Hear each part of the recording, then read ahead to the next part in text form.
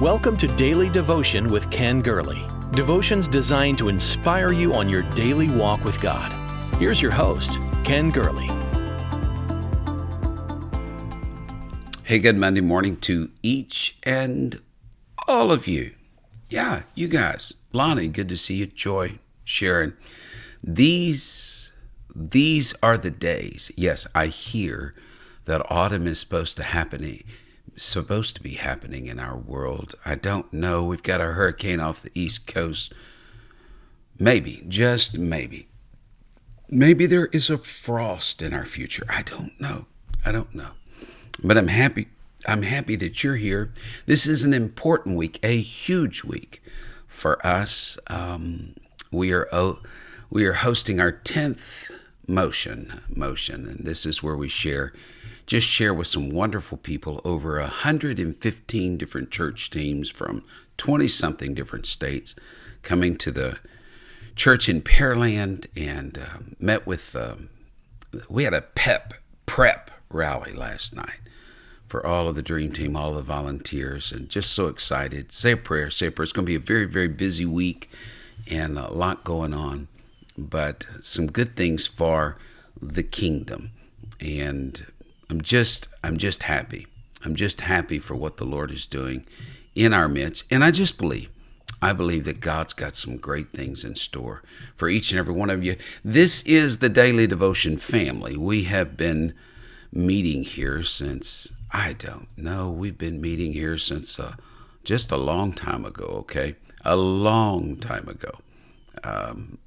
I always get in trouble when I say it because it's been such a different journey that we've had.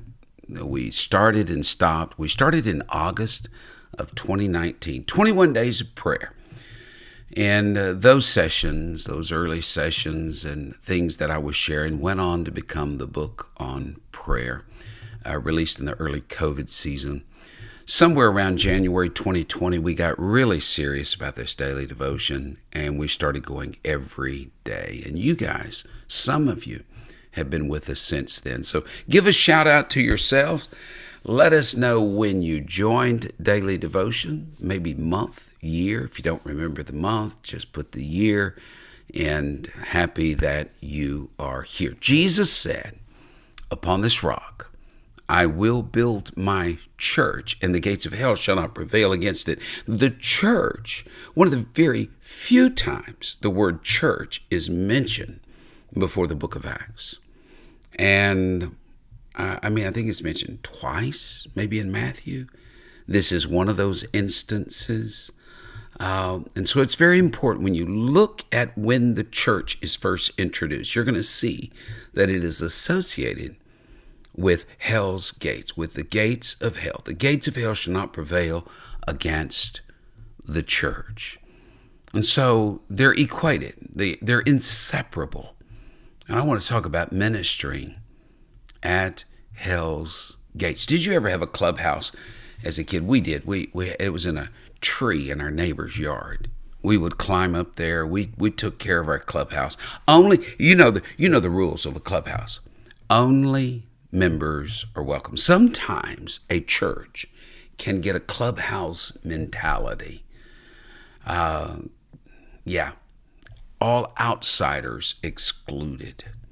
But we're just having this event for our church. No one else is welcome. Well, that's not the church. That's the clubhouse. That's a clubhouse. What happens when you just get a clubhouse mentality, you get a very exclusive mentality, and then the club members begin to bicker over inconsequential things. Where there's no vision, people perish. The church is the final way station on hell's highway. People bound for eternal punishment need the church of the living God. They need the church to show up and be there and be with them.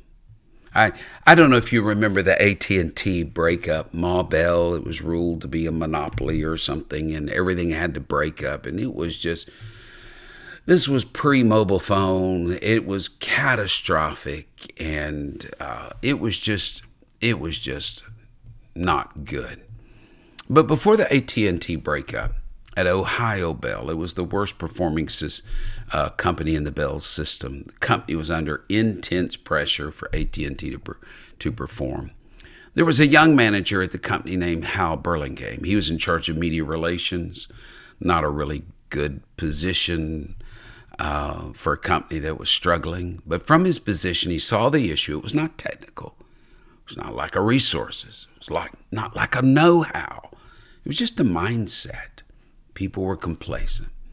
And since he was in the media, he had many friends at local TV stations, and he arranged for one of the anchors to film a segment designed to wake up his fellow coworkers. And the footage apparently was realistic. On a certain morning, the workers were greeted with a news story at the offices playing on the TV monitors throughout the building. The news anchor declared the breakup of the Bell system. No one knew that it was a hoax. Panic struck, and for several hours, everyone worked under the presumption that it was over. They had blown it. Now they were to pay for their complacency.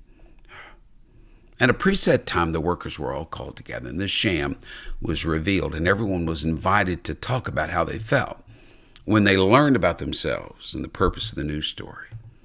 They had seen the worst case scenario, and they didn't like it. So they set their sights on a higher vision, took pride in it, and when the breakup did eventually come, they were prepared for it. I'm here today to remind you that we can get complacent, that we begin to think that this is the first church of our preferences. Got to sing what we want to sing.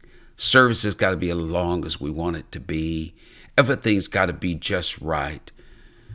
I need an espresso drip right there at the chair that I sit in the church. I really, Winnie, that's what I would really like. He said, we don't sing the music that I want to sing. Well, if my son-in-law, Pastor Tyler, had his way, we would do just nothing but bluegrass. If I had my way, we would just do nothing but Gregorian chants a cappella. So we're not any of us getting the songs that we want to sing. But I'm thankful the next generation has bought into this. This is not a clubhouse. It's not just about me. It's not my preferences. I'm here to give a cup of cold water to the people that are on their way to a devil's hell. I'm here to try to alter the course, to change the trajectory. Everybody looks to find out what's wrong with the church. Everybody's got an opinion. Everybody's got an opinion. Was it Brother Tenney that said, opinions are like noses. Everybody has one, and they all smell. Yeah, I think that was something like that. I know, something like that. Everybody knows what's wrong with the church, but Jesus points out what's right. We've got a good foundation. Jesus said, on this rock, I will build my church. It's not my church. It's not your church. It's his church. Acts 20:28. He purchased the church with his own blood. He said, I will build my church. The glory of the church is not found in its location. It's not found in its architectural style, its square footage. The glory of the church is not in its preacher. It's not even in its membership. The glory of the church is not that it's good or good enough. It's that it belongs to the Lord Jesus Christ. It is built on a rock that can withstand the storm force winds of the last day. We got a great mission. This is what's right with the church. Jesus gives to his church keys representing authority. We've got the power of the Lord and the authority to accomplish the work. Hell couldn't stand before Jesus Christ. Demons fled. Hell can't stand before today's church. The church is the mind through which Christ thinks, the heart through which he loves, the voice through which he speaks, the hands through which he helps, and the body through which he works. You've got a grand, glorious mission. We're going to lift up Jesus and reach our world. What's right with the church? We bear fruit. The fruit of liberated lives, the fruit of fellowship and community, the fruit of transformed homes and marriages and families. We've got a great future. That's what's right with the church. The gates of hell shall not prevail against the church. That the church of the living God will triumph. It will succeed. Moses told his father-in-law, Jethro, come with us. We will do you good. What an invitation. Come with the church. It will change your heart. It will change your life. It will change your marriage. This ship, Jesus said, get in it and let us pass over to the other side. You and I may not be predestinated. No. But the church, this ship of Zion, it's going to make it to the other side. The only question is, am I with the church? Am I in the church? I'm going to give hope to somebody today. I want to restore clear vision to someone today.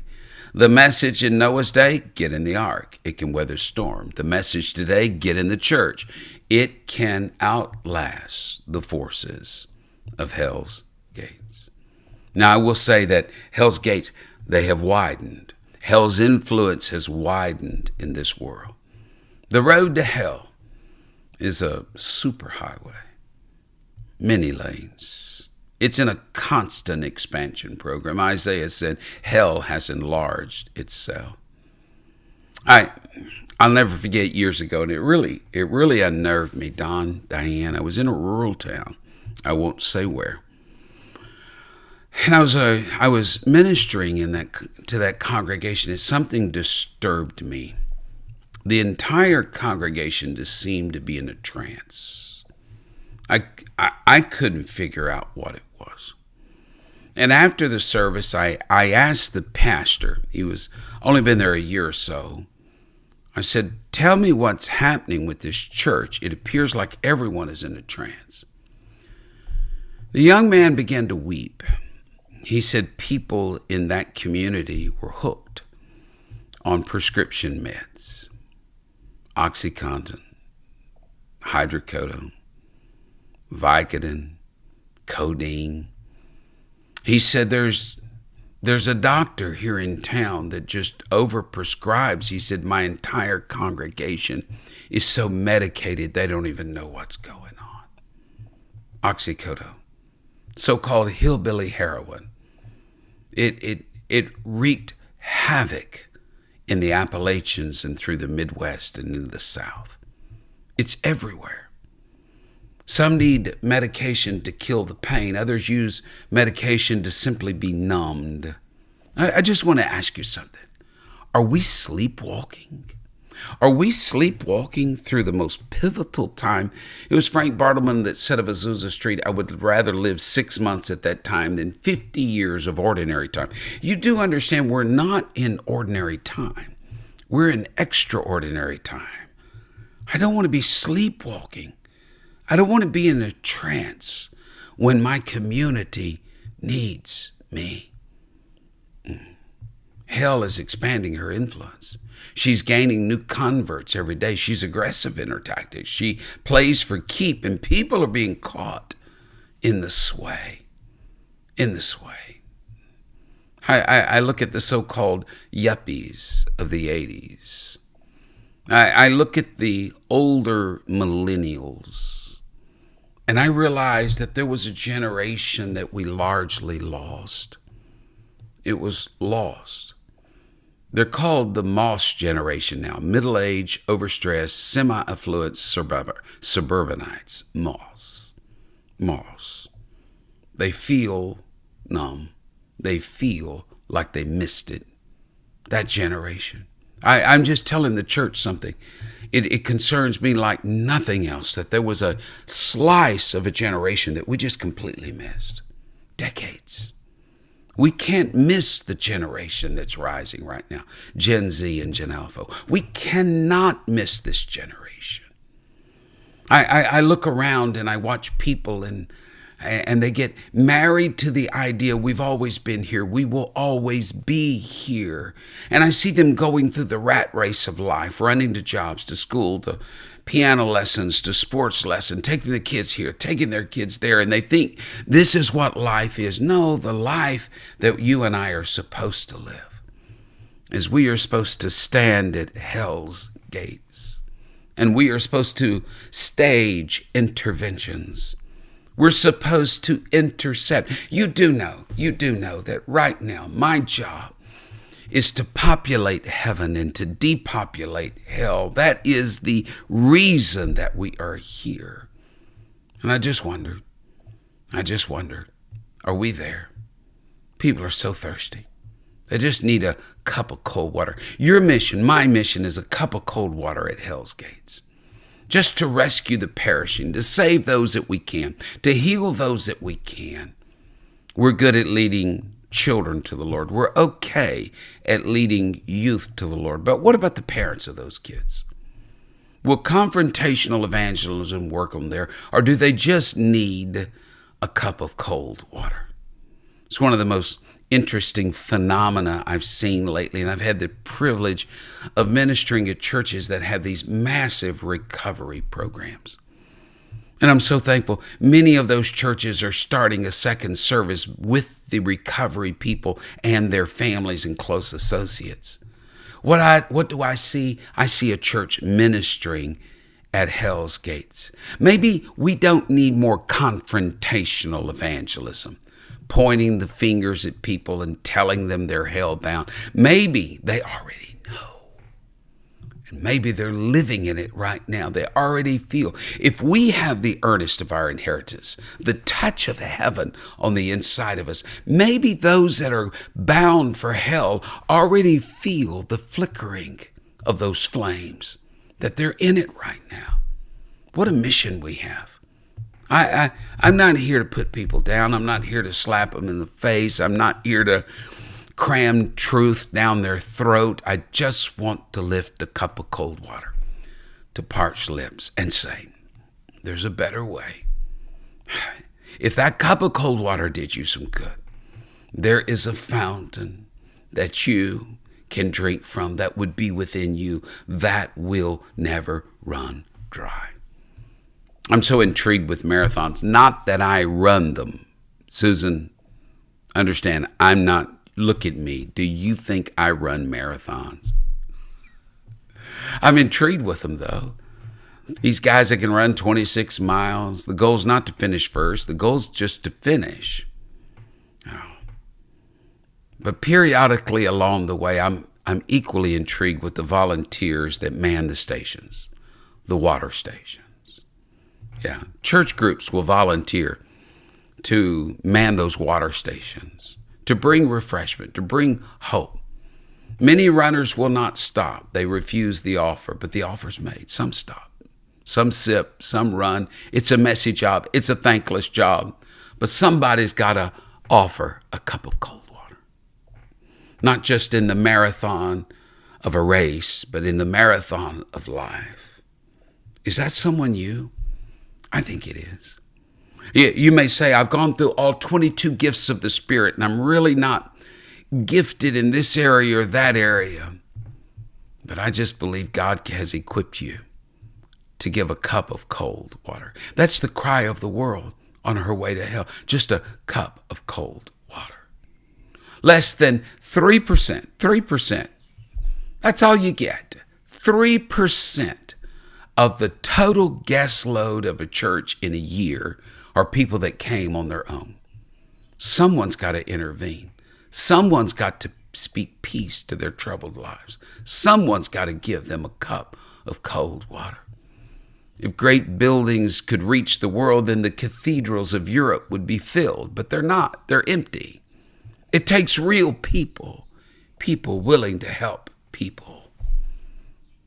It's a powerful statement, and I don't say it lightly. Charles Spurgeon once said, if sinners will be damned, at least let them leap into hell over our bodies. And if they will perish, let them perish with our arms about their knees, imploring them to stay. If hell must be filled, let no one go there unwarned or unprayed for. A cup of cold water, please. You can sense it. You can sense it. I think even the most insensitive amongst us sense that something's happening. The pace is quickening. This race is almost over. Like the rich man in Jesus' story about the lake of fire, many are going to lift their eyes and realize it's too late, too busy in life to stop and look up, too involved with earth to look up to heaven, too absorbed with the here and now to think of the hereafter. They'll shed their tears too late. They'll be filled with remorse too late. They will lift up their eyes when it's too late. And that's why you and I must work while it is yet day, because the night is coming when no man can work. Man those water stations. Witness to those around you. Join small groups that minister to not insiders, but outsiders. I don't want to be a clubhouse at the gates of hell. I want to be a water station there. I want to minister. Hey, Daily Devotion family, make a covenant with me today that it'll be hard for anyone that is involved in this group to go to hell.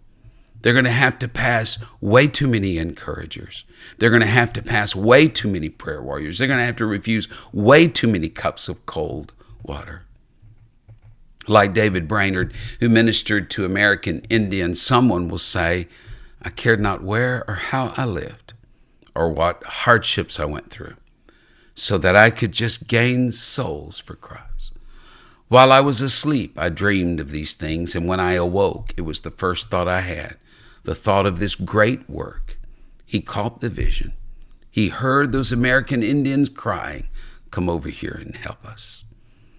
Or like David Livingstone, the first into the heart of Africa, someone will say, I must open a way into the interior or perish. It was do or die. He caught the vision. He heard the cries from that dark continent saying, come over here and help us. Or like William Booth, founder of the Salvation Army, oh God, what can I say? Souls, souls. My heart hungers for souls. You and I are supposed to minister at Hell's Gates, a cup of cold water. God, let someone arise, and I don't have to be a theologian to care about people. I don't have to be a pulpiteer or a wordsmith to reach the lost. I can give a cup of cold water. I don't want to be like the priest and the Levite on the road that day, on that Jericho road, that didn't hear the cry of the suffering. Nah, for them, church was a clubhouse, confined to altars and sacrifices within four walls of the building. They focused on crowds, not the individual. They were not attuned to the cry of the perishing. But a Samaritan heard, a Samaritan. A sobering story. You may have heard of that little church in Germany during the Third Reich, the rise of the Third Reich. It was situated near the train tracks upon which cattle car carried Jews to their death in the death camps by the thousand.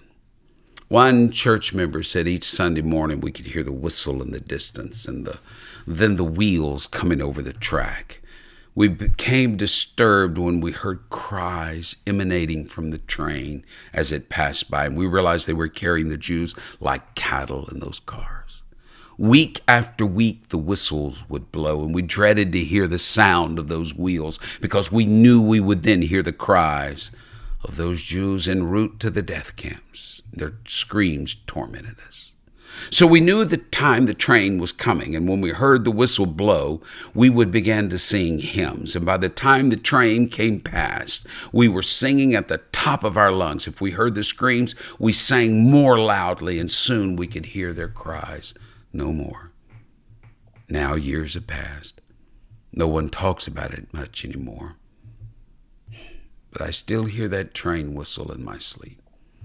I can still hear them crying for help. God forgive us all who called ourselves Christians but did nothing to intervene.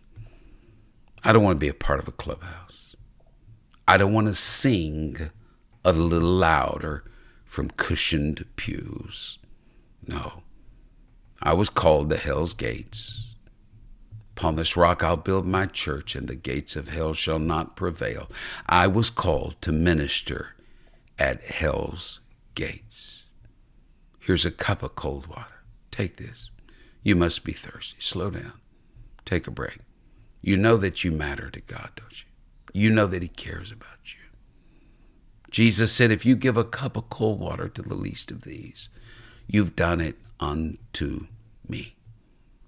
I wish someone would find the worship hidden in giving a cup of cold water to those at hell's gates. But preacher, the church exists to meet my needs. My needs are not being met. I'm not being fed. No, you're just part of a clubhouse. Strangers not allowed. I would rather be part of a church ministering at hell's gates than to be in the finest church with the finest facilities and the finest finishings. No. God called me. God called me to give a cup of cold water to the thirsty. This is a week. I know this is the week of motion, and this is where we really get lost in these themes and subjects, but I would just say this. This is a day that you're going to cross paths with a hell-bound person. Don't judge them. Don't just try to rope them into coming to church. Give them a cup of cold water. Minister to them and watch what happens. I wish you'd share this. This is one of those that I wish you would share with 1,000 people. You know why? Because I believe in the sharing that this passion might just fan out like flames. We're going to fight fire with fire. We're going to fight hellfire. The Bible says that love is a blazing fire and many waters cannot quench. We're going to fight fire. We're going to fight hellfire with the love of God. And I believe the love of God is going to win. Share this with people. Facebook, like, follow, YouTube X, subscribe. Check out the resources at kengurley.com. Say a prayer this week. The over 100-something church teams that are coming that need to hear a word from the Lord, and pray that they hear it, they're strengthened, and given traveling mercies. May the Lord be with you, go with you. Have a wonderful day. God bless. Thank you for sharing in Daily Devotion with Ken Gurley. We pray this ministry has been a source of encouragement and strength to you. Please be mindful that your financial support enables us to meet with you each day. To give a donation or connect with us, visit our website at kengurley.com. There you will also find the latest books, podcasts, and resources. Blessed 90 Days to Change Your World is Pastor Gurley's latest book. You can get your copy of this life-changing book at kengurley.com. May God's favor rest on you in every way until we meet again.